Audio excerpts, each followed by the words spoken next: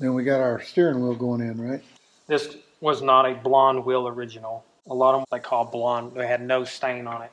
This had a little bit of stain on it. It still had a partial of the original finish still on it. Which you can see if you'll look real close.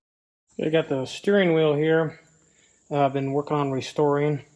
I have all the back of it where it was actually separated and cracked. I V'd all of that out and filled it with black epoxy, then sanded it down and fixed the crack. It had a crack all the way around it. Then sanded the wheel, starting with a 100 grit, 180, 220, 320, 400, and then a 600. And then put a one coat of a cherry wood stain to give it a slight red stain so it matches the outside. Then I sanded it down and matched the stain as close as possible. It was basically a one coat of a medium darkness stain, and then clear coated it with an automotive clear coat and give it its final finishing. And mixing the clear coat for the steering wheel. Mixes 4 to 1 to 1. The PPG clear coat. Probably be putting in between 2 and 3 coats on the wheel.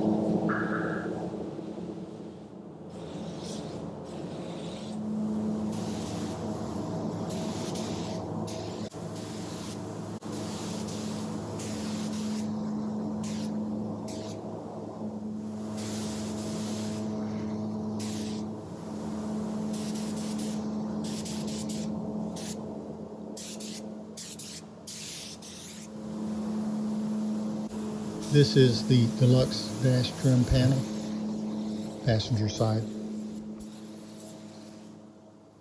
Polish the spokes. These wheels are actually a two-piece wood that were seamed together, and then they filled in this area with the Bakelite. So how hard is it to put that wheel on? Oh, there's nothing to put the wheel on. They do have a slight mark in them. You can see there's a little line there, and that's a center up line. And the shaft, the original Ford shaft, has a center line. So you basically line up the two lines and put the nut on. Before I put it on, we're going to put a little dielectric grease on the horn contacts to lubricate it and keep it from getting any corrosion that might keep it from making good contact. And it keeps the contacts from wearing out. So now we got that lubricated, we'll put it on. Okay. All right, you have to line up the turn signal canceling pin. This is right here, and it lines up to the little groove. So as you're putting it on, you can see the little groove. And you can actually turn it, get it lined up. Now there's a slight little mark on the shaft itself, and you just line up mark to mark on the steering wheel to the original Ford one. And then we just push it down. Takes one big nut. We'll hand tighten it.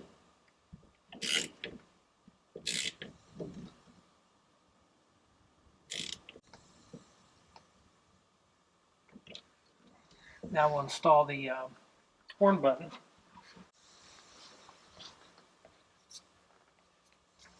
The horn button, this has the original wiring, so they just plug in and it snaps in. These two wires are for the horn contact, positive and negative. I want to make sure it's centered. It actually has a little lineup peg. These kind of gotta pop them. There it goes. And there we go. It's our steering wheel installed. The detail on the reproduction one is actually quite a bit superior. Of course, you're going to have a little bit of fade on this original one as far as some of the black But as far as the stamping goes, the repo is actually a little bit crisper. You can get just the medallion and put it in an original one. Okay, this has a hook on it. It hooks to the back lip, and then one bolt. And this is the correct original hardware.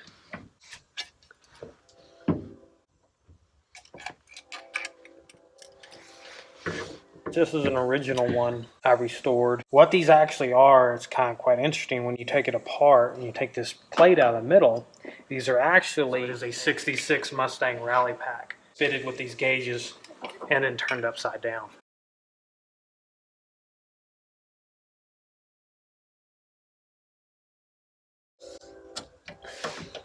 Just one bolt. Yep, just one bolt. It's pretty heavy for this one bolt, really.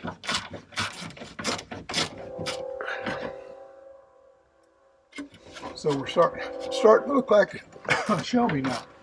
Yeah, we got basically all the main added parts from Shelby American.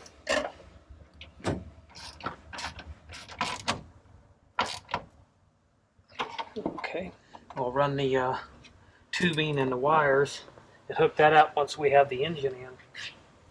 This is our new dash pad from Dashes Direct. It's made with original tooling. This is also the same dash pad that sells through Scott Drake. So these things sell for big money, original on. Yeah, we're in the West. They're extremely expensive. 95% of the time, being a dash pad, this is the #1 thing that takes the sun. They're usually cracking, the foam's deteriorating.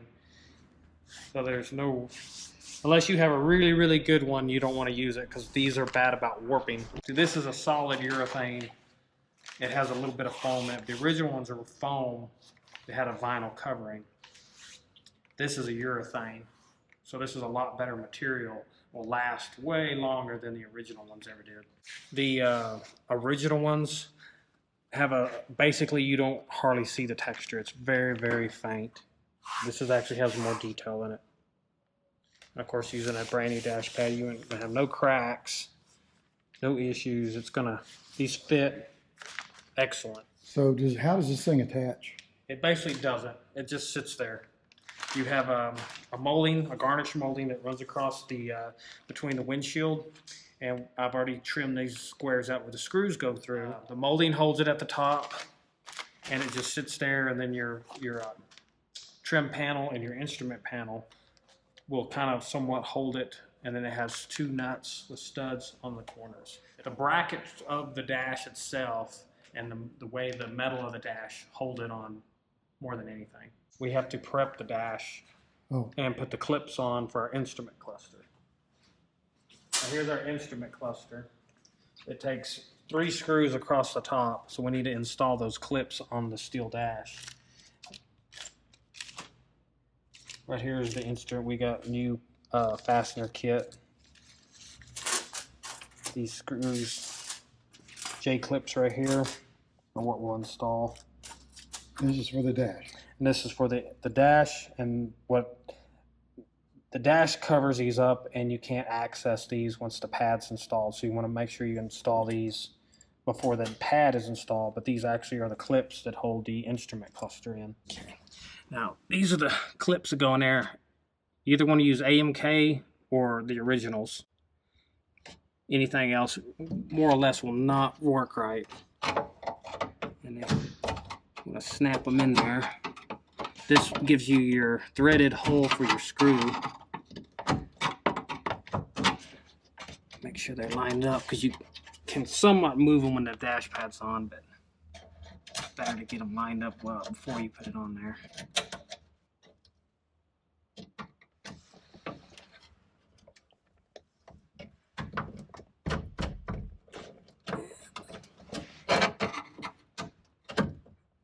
There it goes.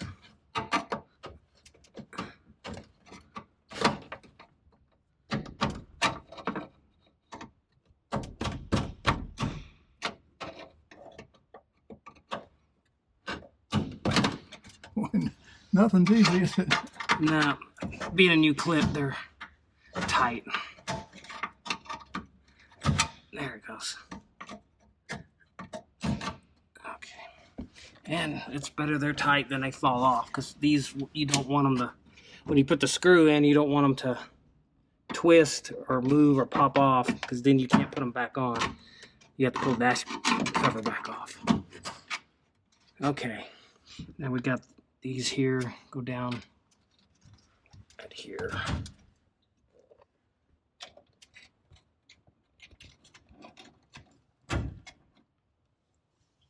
And then one in this corner over here.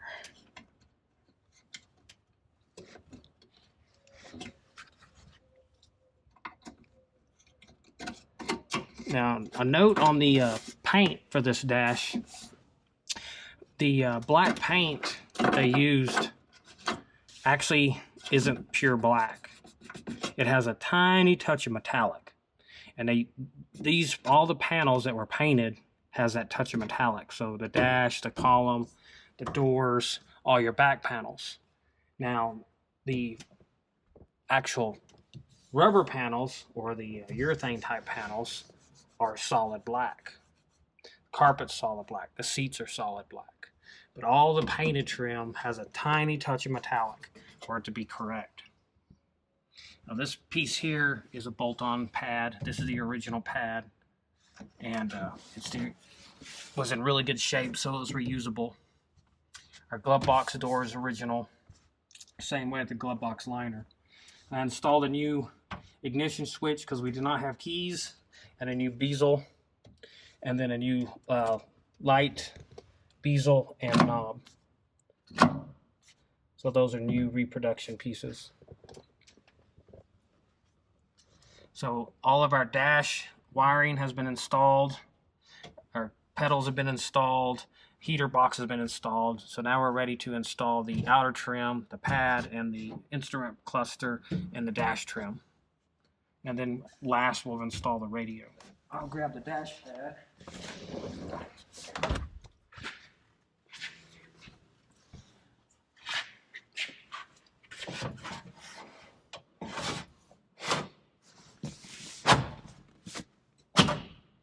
And these studs go through 2 holes on the side. And that's it. We'll put the nuts on. That thing is installed? That's pretty much installed. There's a nut that goes on each of the corners. Oh, one over here too? Yeah, that pull these lower corners in. And you want to push as hard as you can, get that flush. You don't want to actually use the stud to pull the dash in. You want to push it with your hand and screw the nut with by hand. Because if you use the stud to pull the dash in, sometimes it'll pull the whole stud out. And as you can see, you can't access those clips once the pad's on. Those clips are up in there now. Clips are hidden. Yeah, they're up in there and you cannot even access them. This dash kind of has sort of a... It's the texture in it. Kind of like the seat texture. It's the same texture, but it's a little more defined. These reproductions are real nice because all these curves will get warped in the sun. What happens to the original ones is they have them to sag like this. And you'll have a dip here and here like that. They'll dip in. When these will never do that. These will always stay straight and true. This stayed well. What's this called? That's a knee pad or just the lower dash pad. Well, that stayed good. That's yeah, these stay out of the sun, so they don't.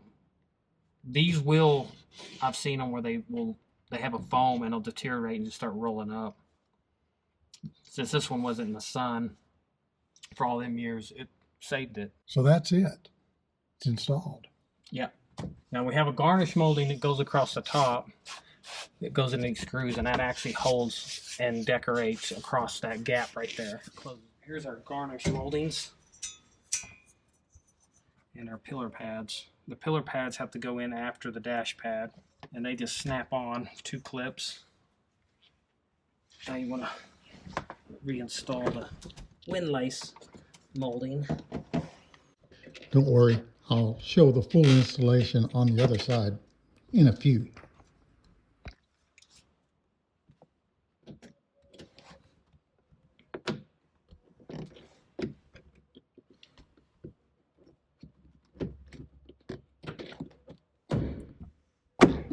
This is the pillar pad. A lot of times these will have screws in these corners. People add because they have a tendency to roll like this. So I may end up putting a screw in the corner. Keep that look, makes it looks a lot better in the corner there. The windlace here, and you got to pull it away or install it after so that your dash will go by it.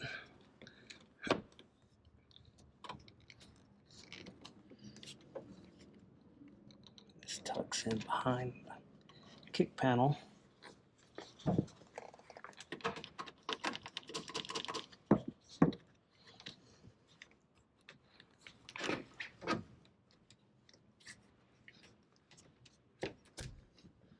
And then the nut goes in this corner. There's the stud that goes through that hole, and then there's a nut that goes on the back of it that pulls this corner down flush. You can't see it because it's up there behind the dash, and you got to get in there and snug it up. All right. So you're snugging in what? Yeah, snugging up that nut in the corner. Holds that corner down into place. Okay, now we'll put the garnish molding on. This pillar pad.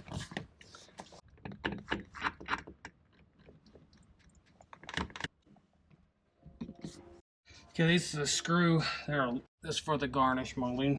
These can be kind of a pain to get lined up to find the. You want to kind of trim out a square around each screw hole.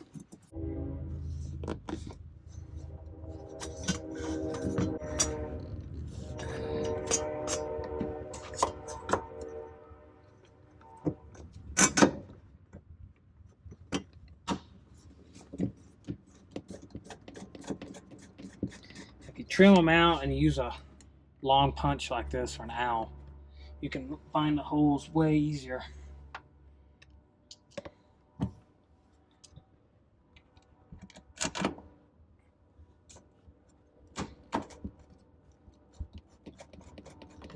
You leave them all loose until you kind of get them all in, then you can go back and snug them up. These are going in pretty easy today. I've spent a few minutes to hours trying to find these things sometimes.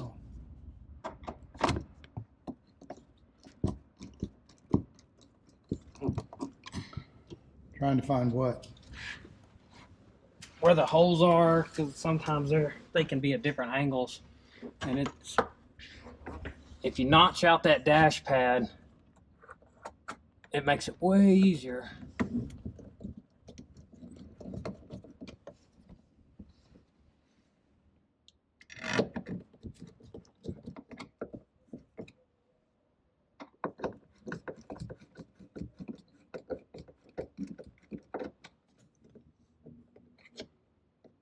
These are our dash trim panels.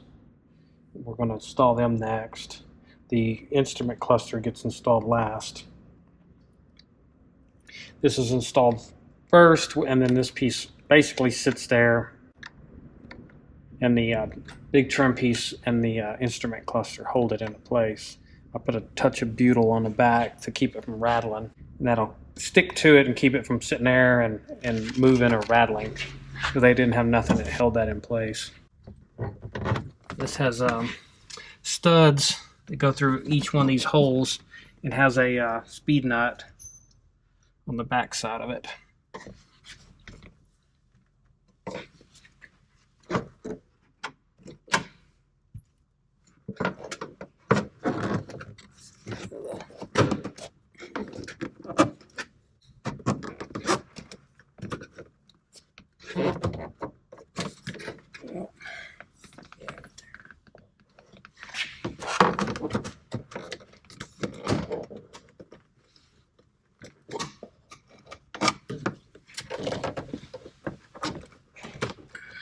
Get it in place with the dash pad. So you gotta have something to push that up to clear that hole right there.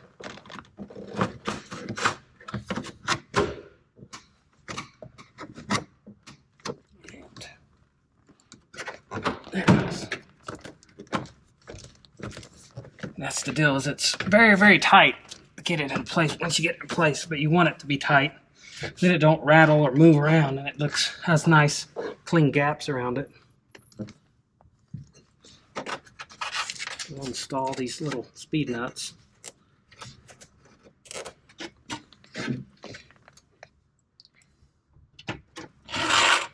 This piece goes behind it.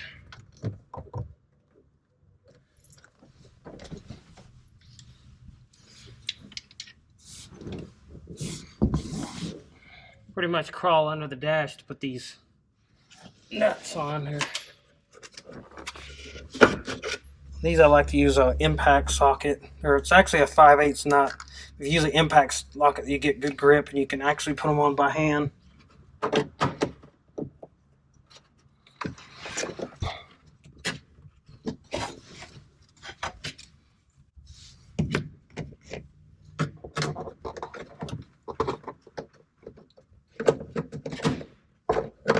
These are not very tight, so you can just basically put them on by hand. You don't need really a ratchet or anything to tighten them up. If you tighten them up too much, you'll break that stud right off. How many nuts are there back there? There's about 6. Now the center panel, it just sits in here. There's nothing even on the back to hold it on. So it just sits into place, and the this panel, it has a little tab that goes under each panel. So you want to make sure you put this in there before you put the instrument panel or one or the other, or you'll never get it on. And that just sits there. The corner panel for the passenger side. And it takes one big nut, speed nut on it, and 2 machine screws at the corners. We're going to peel off our new protective coating.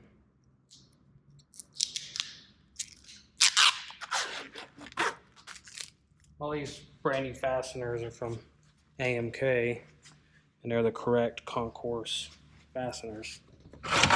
This panel goes right here.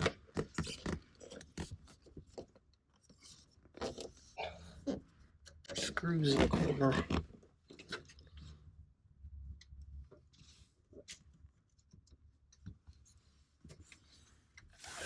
Tight.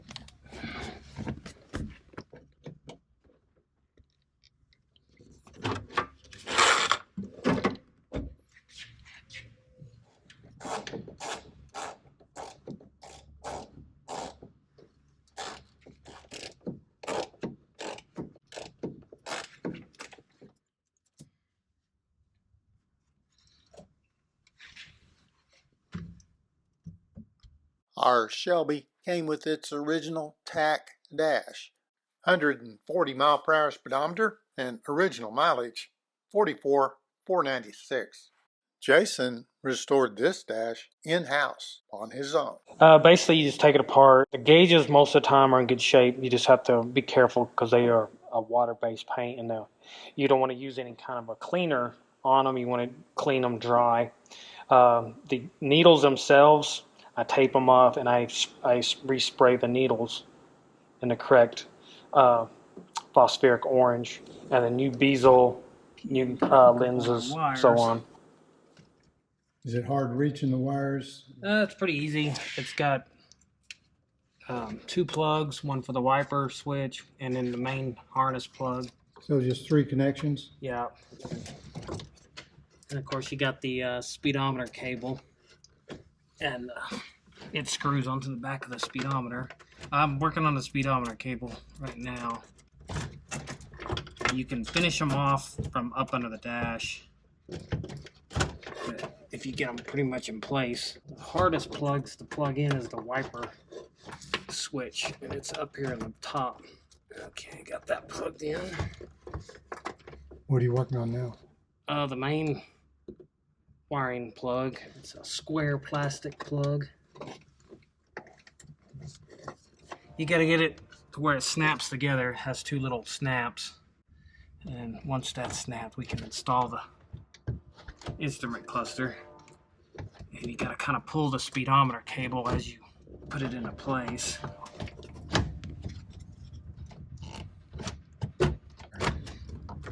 Yeah, we gotta line that up as it slowly goes in.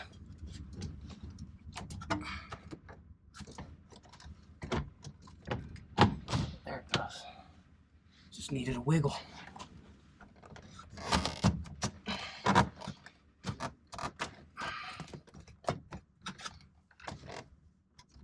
Okay, we're pretty close right there. Still lacks half an inch getting in. That's the new dash pads pushing it out. It's fighting it. Gotta start putting screws in it.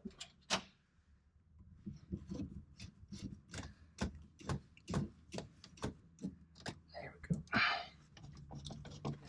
I'm starting to put the screws in it and getting it to pull in.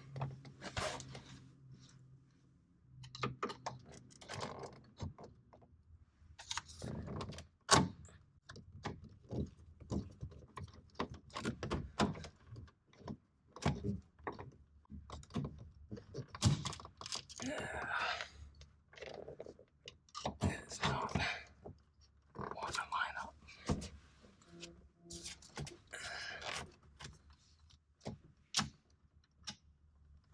That screw in is being a pain.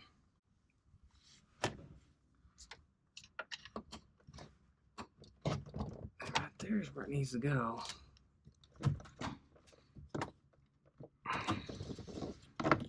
There it goes.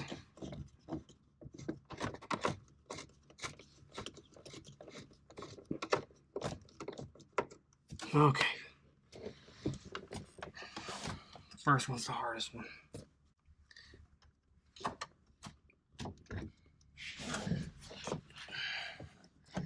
So still gotta tighten all that up back there.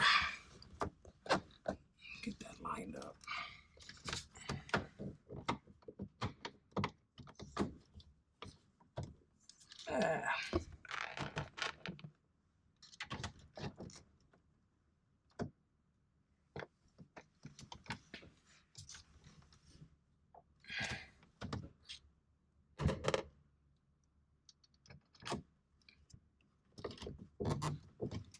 How many screws are there to hold that? 3 across the top.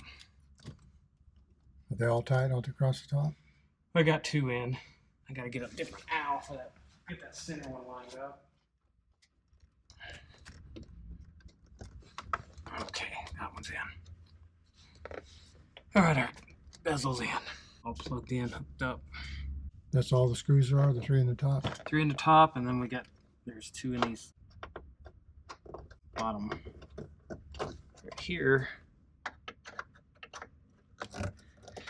Now we'll install the heater control corner and install the radio, and we'll be done. This is the heater control. It controls our heater box, the heat vent and defroster, and the blower motor. It has cables that hooked up to it, and I'll have to take this out and install the cables a little later. They run all the way across the heater box, and then you have the one plug for the fan motor. It installs with 2 machine screws at the bottom and then 2 long Phillips screws at the top. Of course, you do got to run the cables all the way across.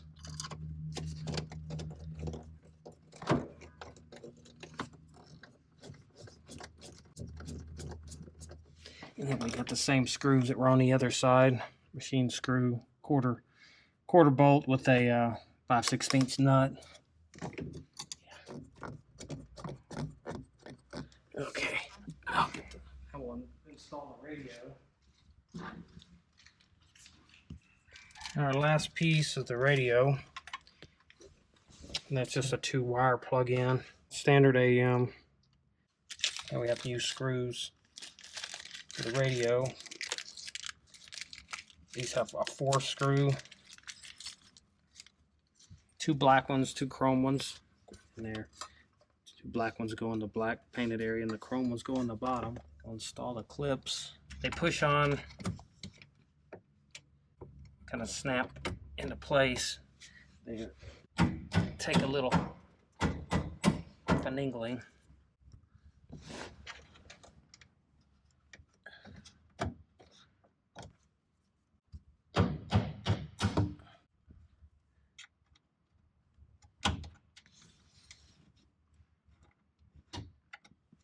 needs to be opened up. Okay.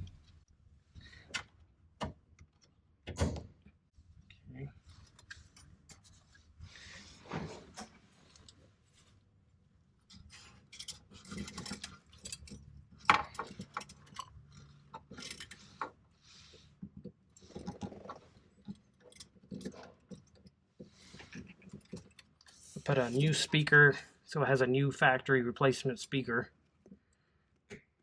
And I have tested the radio and it does work. So we have a working AM radio.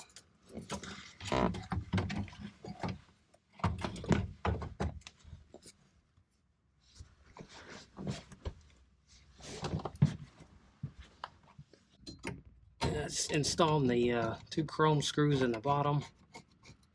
I go through with the clip, I hold the clip. Yeah. And it has a brace that goes in the back of the radio. Keeps it from rattling.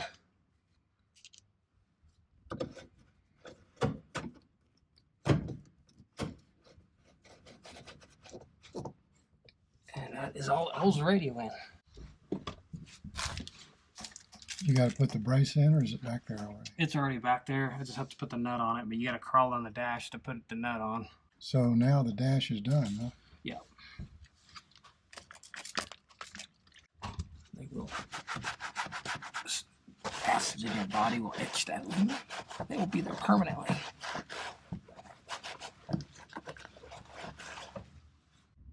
So tell me about these door panels. These door panels are the Deluxe door panels. They're a lot harder to install than the regular cardboard back vinyl covered door panel. Mainly because they're thicker, they got the moldings on them, they don't want to snap on real good, you got to get the clips lined up just right. So they can take anywhere up to almost an hour aside sometimes to actually get them installed. Now what I'm doing here is I'm going to put a water shield that protects the door panel from when you wash the car, it rains, it gets water, and it keeps that cardboard from getting wet. So I'm going to run a strip of butyl, and the factory did this as well. So I'm going to run some butyl around the perimeter, and I'm going to stick a piece of plastic and then trim it. Originally they used a paper, a waxed type paper water shield.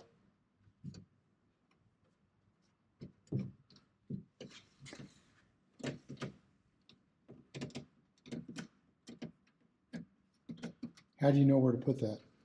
I just go kind of on the inside of the where the clip holes are, and you want it to just run the perimeter of where the clip hole. They actually reproduce the correct water shield that's made out of paper, and it actually has the holes for the clips to go through.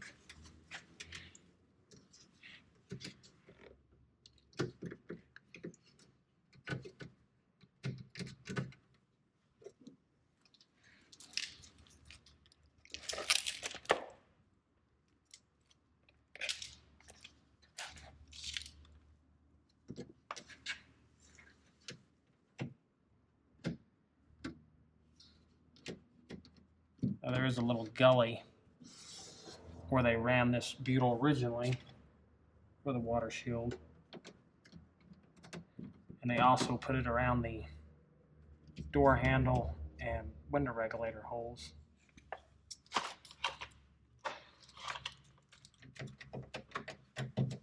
And then that's our butyl. Then we'll take this plastic, we'll stretch it.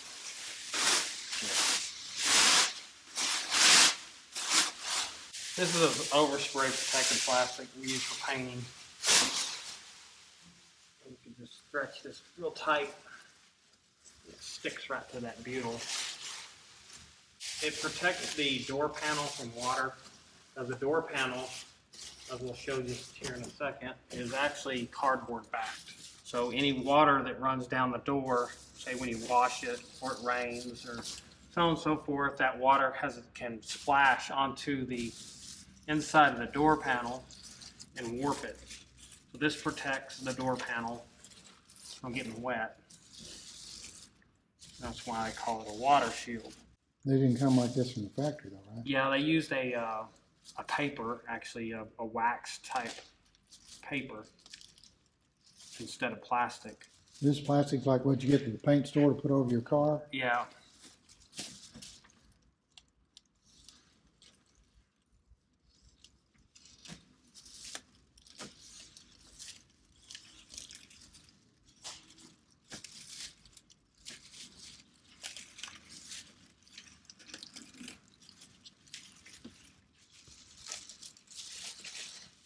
Is this pretty durable to stay there for years, or? Oh yeah. Yeah, it'll stay there from now on. Unless you have to pull it off to repair something, like a regulator goes out or door clip breaks. Oh, I remember that old brown wax paper stuff. Yeah, the paper will, when you stick it, it actually will rip and tear. This stuff you can always replace easier. So what do the people that sell the door panels recommend? Most people don't put nothing. Well, if it rained outside, it'd be like raining on the inside of your door panels, wouldn't it? Pretty much, yeah.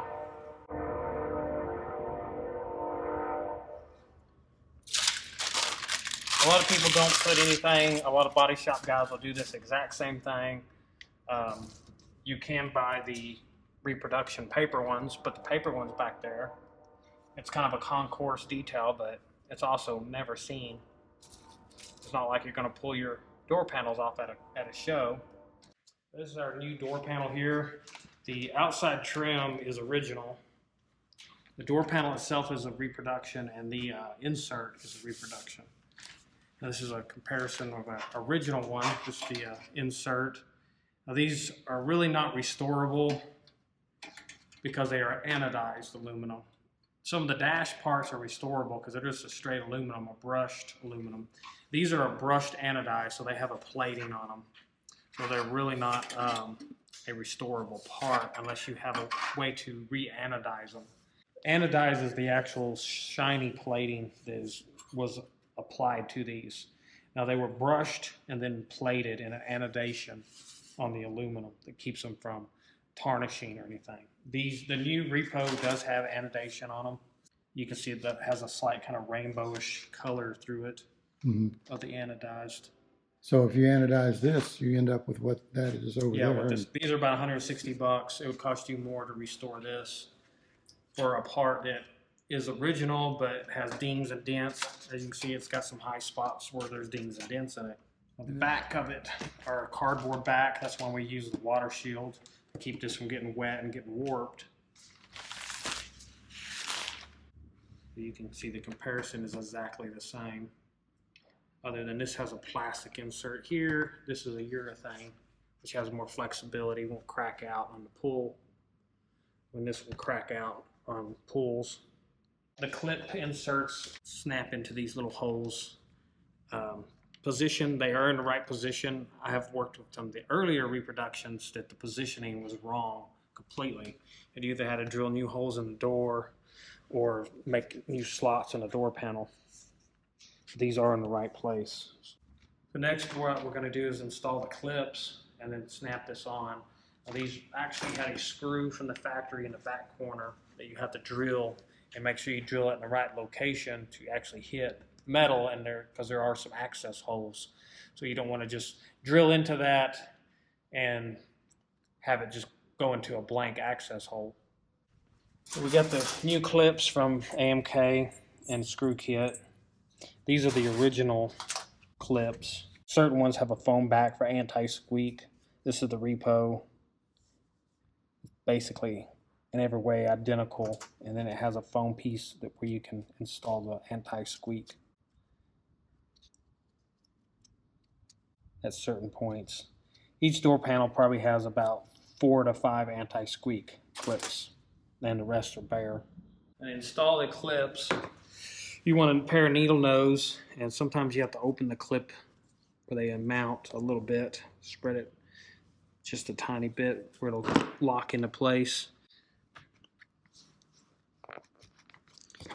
And then you got to take a pair of needle nose and wiggle it where it seats.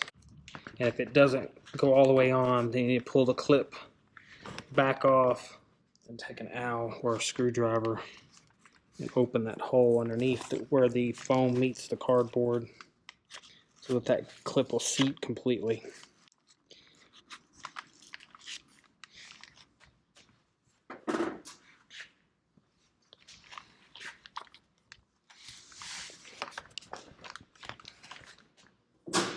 Sometimes you gotta take a needle nose and some kind of hammer and tap that clip in where it seats. That's all the way on right there. You got to get it all the way in there or that won't meet up to the hole on the door. These little notches go this way, so you got one clip goes this way, one clip goes this way. So these clips go this way, these clips go this way. It's pretty much self-explanatory on the way the notch goes. Now these 4 clips right here, or these 3, don't even install the clips on those because they won't line up on the Deluxe door panel and you'll never get them to snap in. So the factory used a screw in this corner and didn't use the clips.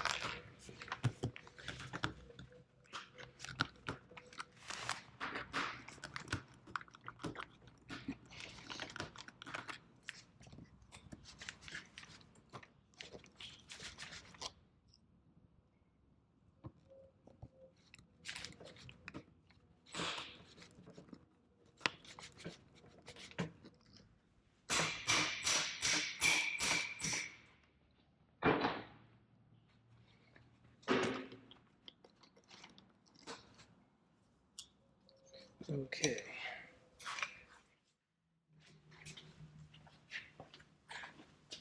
That's a trial and error deal. Usually got to try it 2 or 3 times. Move the clips around until you get them all. It's hard to get them all lined up. I get one snapped, and then the bottom ones are kind of the difficult ones.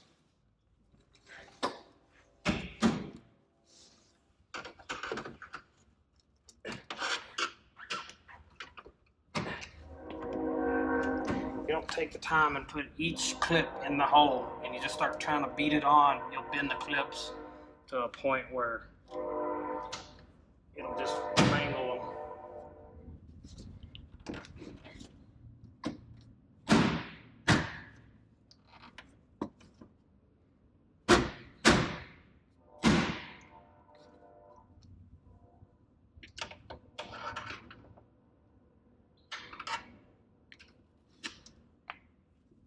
You got to line each of the 2 little wires in that hole, because if one's on the outside of that hole, it'll just bend it. And then you got to take the whole panel off, replace that clip.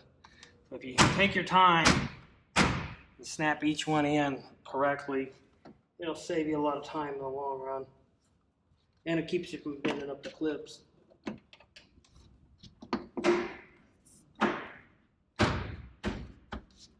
Okay, I've got it pretty close. But at this point, you still got a gap right here. You want to go ahead and drill the hole in the door panel. Right there is where the original screw hole is. So we want to go ahead and drill a hole and eyeball it to where maybe it'll line up to that hole or drill a new hole, but you'll hit metal and the screw will actually grab. So that'll be the next deal. I'm going to get a drill, an 1/8 inch drill bit. Go ahead and drill that hole and get that screw started and then finish snapping it. And then we can install the rest of our hardware. Well, there's one clip here and one clip about right here, but you leave the clips out through here because they're not going to line up right and they're not going to really grab. So that's why they use that screw. Okay, I'm going to eyeball and try to hit that original factory hole or somewhere I can drill a new hole, either way.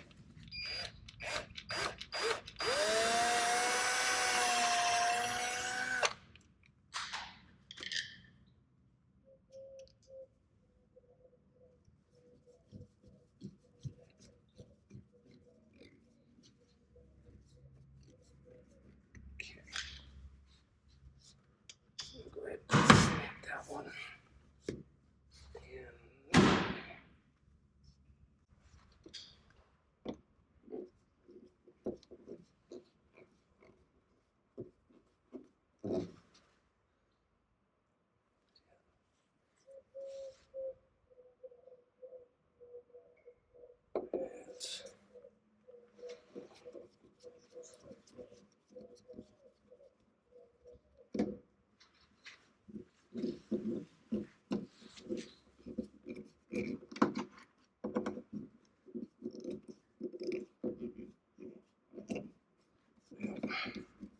It's close.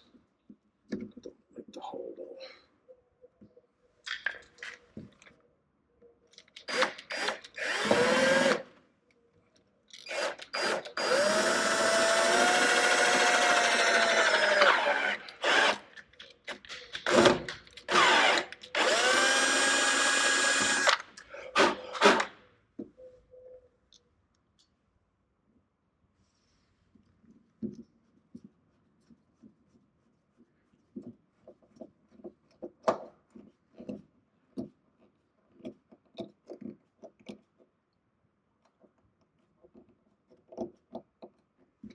Okay. Now that's pretty much on. It lines up center with our crank. And it's lined up right there on our door. We'll do that a little bit. Okay, now we'll install the door handle and the crank handle.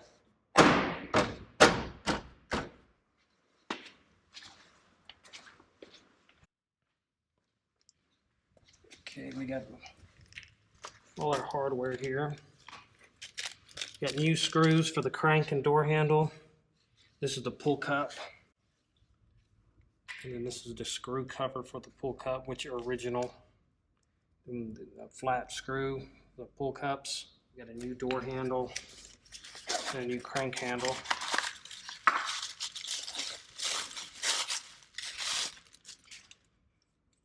You want to kind of break the crank handle in. The chrome can kind of be a little tight. This requires a washer, insulates it, keeps it from tearing up your door panel. With the door window up, you want that pointing straight up. And then we have our screw. Now sometimes you got to push pretty hard when these are new or they're broke in. Get that screw to grab.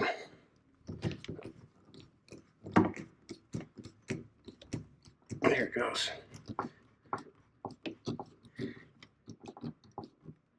Then you gotta work it low. Screw it some more.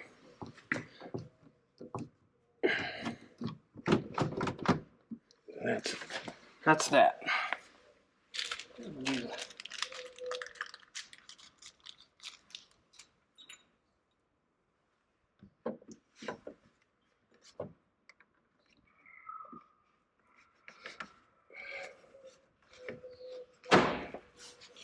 Okay. These you want to install to where they grab and allow enough movement to open the door.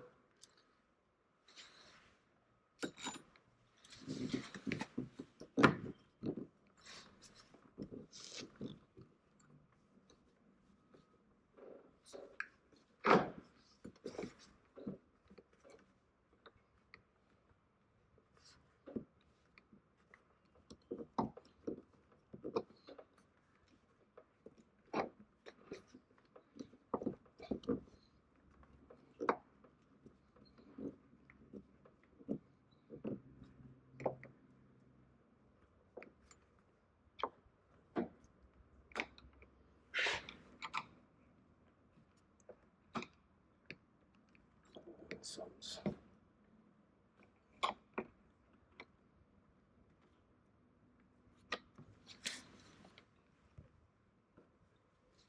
Here it goes.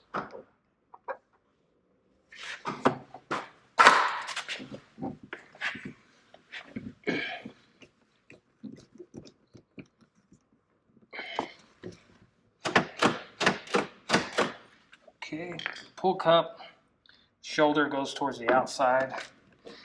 These got to work in.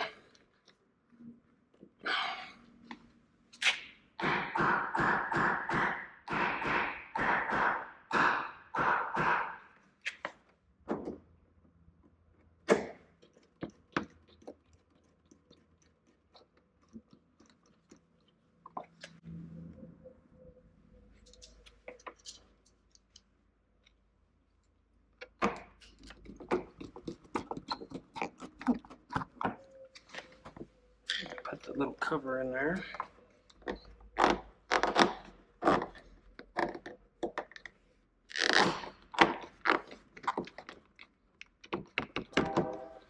And that's our door handle install. And our door panel is complete. Yeah, that was the Deluxe interior was available for any Mustang that was standard on the Shelbys. It does have the lower grille. It has a light right here that lights up your entryway, and it has a reflector for oncoming traffic not to hit your door. And then it has another grille right here where a speaker could go, but this car didn't have any speakers in the doors. And those kind of go with the Deluxe interior. You get the seats too, like this. Yeah, you get the medallion in the seat, the back with the stainless trim, Roll it forward there. the hard back with the stainless trim. The dash has the aluminum trim, the brush aluminum trim. Yeah. The total interior package for the Deluxe is the door panels, the lower grills, the hard back seats, the medallions in the seats, and the brush aluminum. Yeah. Before you put in, so how do you put the seat in? Just Once you install the new carpet, you want to locate the holes that the seat mounts to. Front ones you can usually pull the carpet back. Right here is the front one. That's a good locating position. I used to take a big screwdriver like that and just poke through them and then locate the back one. Poke through that one. So once you located the holes, poke through that one, then we'll locate this other front one right here. And then the other back one should be about right in there.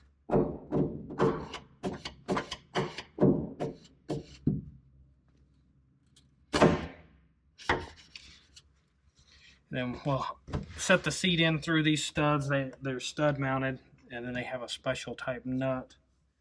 It has a locking washer that mounts through a hole in the floor, and then a rubber plug covers the hole.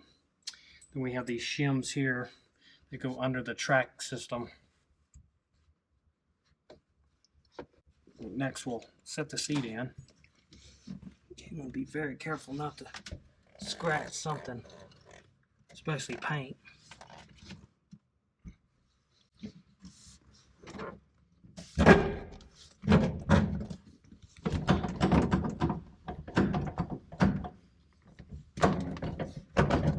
There it goes. That fell into place. Okay, put the shims under the track studs.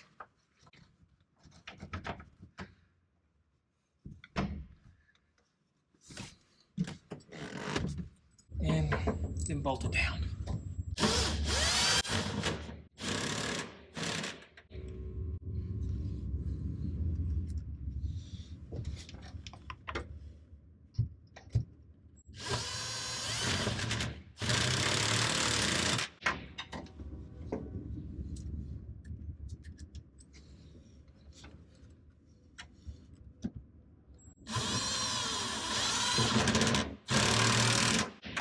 What size are those?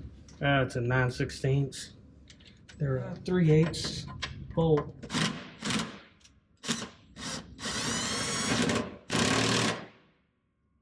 Okay, that's that.